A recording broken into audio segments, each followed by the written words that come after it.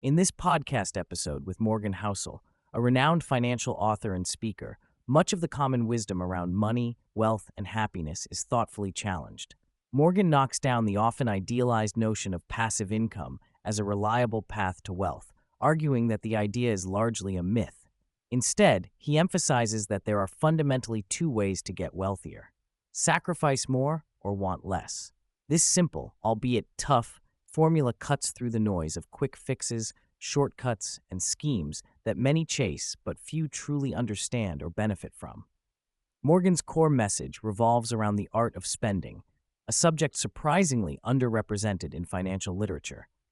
While investing and saving dominate personal finance conversations, the psychological and practical impact of how we spend money remains overshadowed, despite being central to our happiness. Drawing on 2 decades of experience writing about finance and investing, Morgan underscores that spending is less about money and more about human behavior, emotions, and the complex social dynamics that influence every dollar we part with. Morgan delves deeply into the psychological nature of spending money, highlighting how it is often driven by emotional needs rather than pure utility or rational decisions. One of the key insights is that much of what motivates people's spending is the desire to signal status, success, and identity, rather than fulfilling actual needs. People spend to impress others, keep up with peers, or scratch some psychological itch caused by envy or social comparison. This competitive aspect of spending is deeply embedded in human nature. Life, Morgan explains, is a relative game where individuals rarely consider their absolute circumstances, but often worry about their status compared to others. This drive to compete and signal through possessions creates fertile ground for unhealthy spending patterns. An intriguing statistic Morgan shares is that winning the lottery in one's neighborhood correlates with increased bankruptcy among neighbors, illustrating the destructive nature of envy-fueled spending. Morgan introduces the concept of post-traumatic broke syndrome, as developed by financial writer Tiffany Elish, to describe a psychological condition prevalent among those who grew up in poverty but have since become financially successful. Despite having resources now, the trauma of scarcity causes them to fear spending, fearing a return to their earlier hardships. This leads to extreme frugality and an unhealthy hoarding of money that can be as damaging as reckless spending. This syndrome embodies the complex relationship between money, trauma, and identity. It's less about the amount of money one has and more about the emotional baggage and learned behaviors that accompany one's financial background. Morgan emphasizes that both compulsive spenders and compulsive savers can find themselves trapped by money's influence on their identity and behavior, driving their decisions in ways that undermine their happiness and well-being. Despite the importance of spending, Morgan confesses that for much of his early career, he had no articulate spending philosophy, focusing instead on investing and saving. His new book, The Art of Spending, aims to fill that void by helping readers understand the meaningful decisions around spending beyond just chasing material goods or adhering to simplistic, save more mantras. Morgan encourages deeper self-reflection about why we spend money and how it satisfies particular emotional or psychological needs.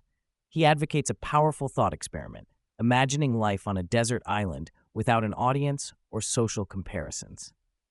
In such a scenario, most people would prioritize utility and simplicity over status symbols or extravagance. This internal interrogation helps people understand where their spending truly aligns with their values, genuine happiness, and personal fulfillment, versus when it is driven by external pressures or competitive impulses. An essential framework Morgan puts forth for achieving happiness and financial well-being combines independence and purpose.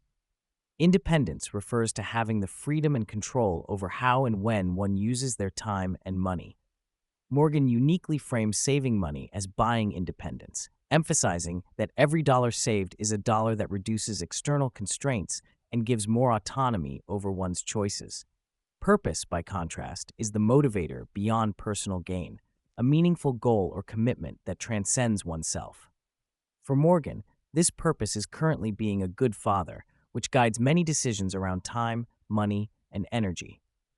The interplay between independence and purpose clarifies why many early retirees or people focused solely on financial freedom ultimately find themselves bored or unfulfilled once the purpose is absent from their lives. True contentment requires balancing both dimensions. Morgan tackles the notion of passive income, a buzzword that misrepresents the reality of earning money without continuous effort. He dispels common illusions, such as owning rental properties being a passive endeavor, pointing to the constant maintenance, tenant management, and unpredictable issues that make such investments far from passive. Instead, he insists wealth accrues primarily by either sacrificing more, working hard, delaying gratification, or wanting less, contentment, not by some magical passive income stream. This perspective contradicts popular culture's fixation on side hustles and effortless earnings that many seek as shortcuts to financial freedom. Morgan's blunt assessment forces people to confront the foundational truth. Sustainable wealth requires effort, discipline, and managing desires, not illusions of effortless streams of income. Morgan emphasizes the outsized role of social context on both spending habits and contentment.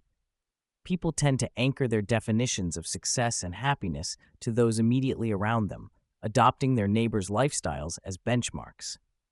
This creates a moving target that often escalates spending unnecessarily, as illustrated by Morgan's personal observation of happier people in Tahoe, where the wealth bar was lower, compared to less content residents in wealthy Los Angeles suburbs. He warns about carefully choosing social circles because friends and acquaintances set implicit standards for lifestyle and aspirations. The relative nature of wealth means that even high earnings can feel insufficient if compared to someone wealthier, making genuine contentment elusive. It's a call to cultivate awareness of these social influences and to deliberately shape one's environment for healthier financial and emotional outcomes. Throughout the discussion, Morgan highlights the biochemical dimension underpinning desire and spending behaviors, with dopamine playing a central role. Dopamine is associated with wanting and motivation rather than pleasure itself, driving people to chase the next purchase, achievement, or goal in hopes of satisfaction that often proves elusive. This dopamine loop fuels addictions related to money, work, status, and other pursuits. Morgan candidly admits his own ongoing temptations and how understanding this neurological basis helps in managing the unending pursuit of more.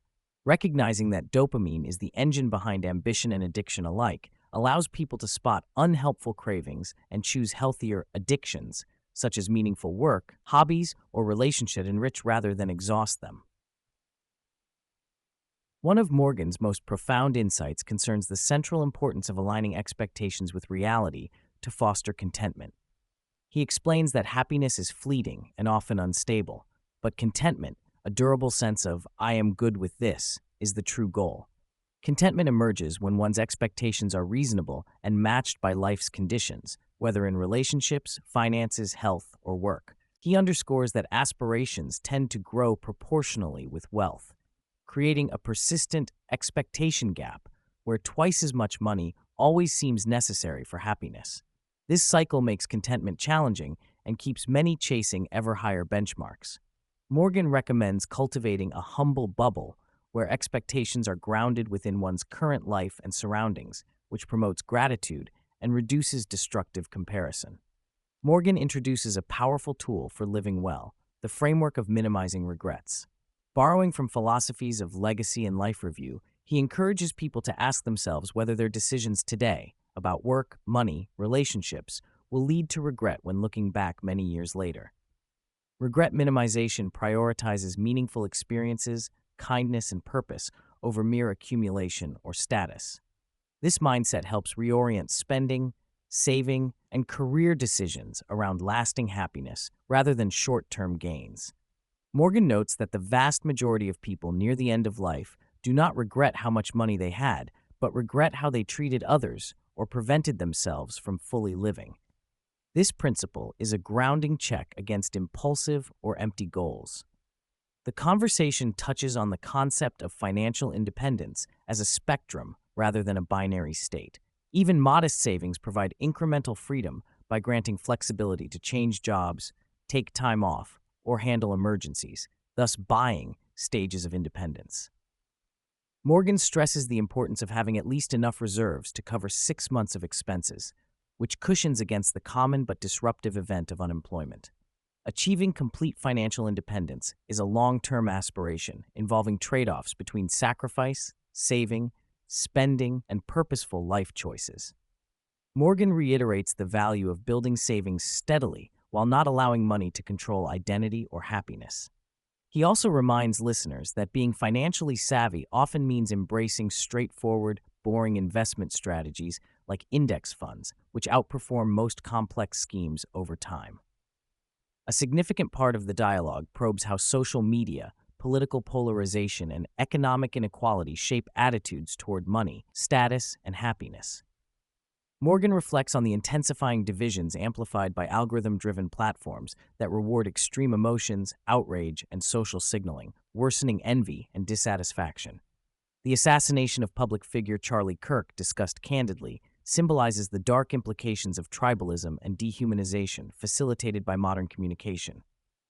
Despite these challenges, Morgan remains cautiously optimistic, pointing to historical cycles where societies bottom out before recovering. He encourages cultivating empathy, face-to-face conversations, and recognizing the performative nature of online life as antidotes. Economically, he highlights that while societal wealth grows long-term, inequality and inflationary pressures on essentials create legitimate grievances that fuel unrest and division.